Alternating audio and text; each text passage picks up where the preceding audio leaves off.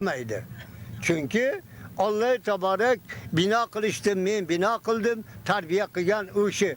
Eğer ota ana razı bulmasa her günü Hane-i Kabe'ye gelip ziyaret kılsın. Ya ki bir de mescid kursun, ya ki 100 adamda kanunu toygussun, bekar çıktı.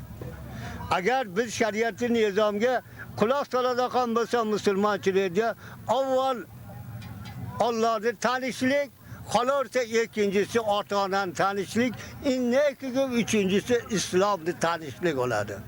Şunun için bizler şu ata-anamızı hakkıga köp dua kılıp, chiroyli turishlik, bittagi turgan mana hac amallarimizni chiroyli qilib, ko'zimizni yoshini to'kib, shularda haqqiga ham nafl namoz o'qib, nafl namozlarda savobini ota-onaga bag'ishlab, shularni ham Alloh taborak tiriklikda rozi qildimmi, qilolmadimmi, Alloh taborak o'zing rozi qilgan deyish bizni tavallomizga bog'liq.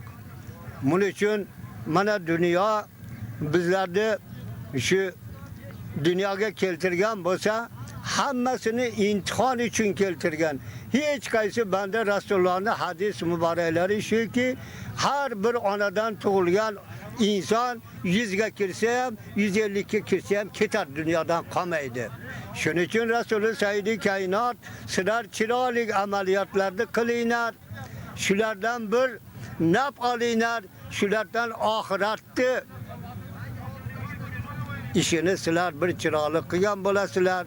Meni razılığım, meni şu nimam, artı salata, artı zakata. Sizler namaz okuynar, dünyaların yese zakat veriynar diyen Allah-u Teala'nın hükmü şu.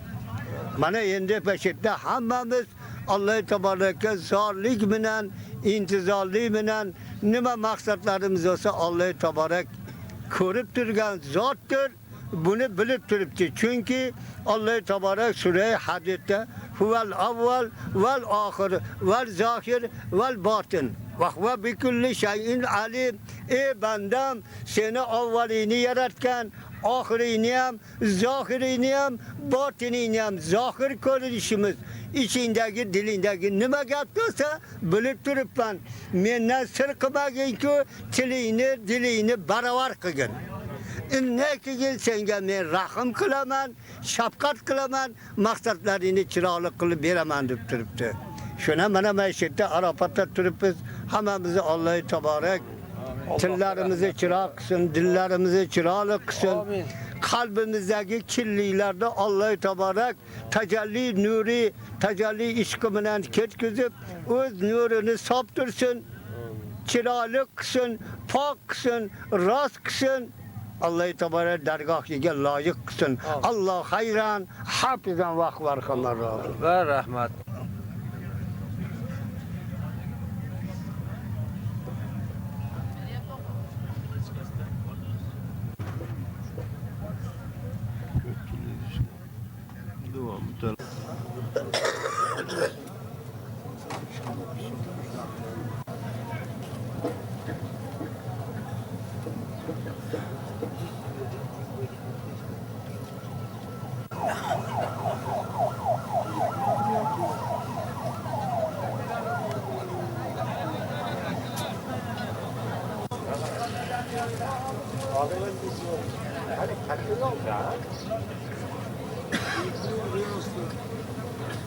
Eshitib turing.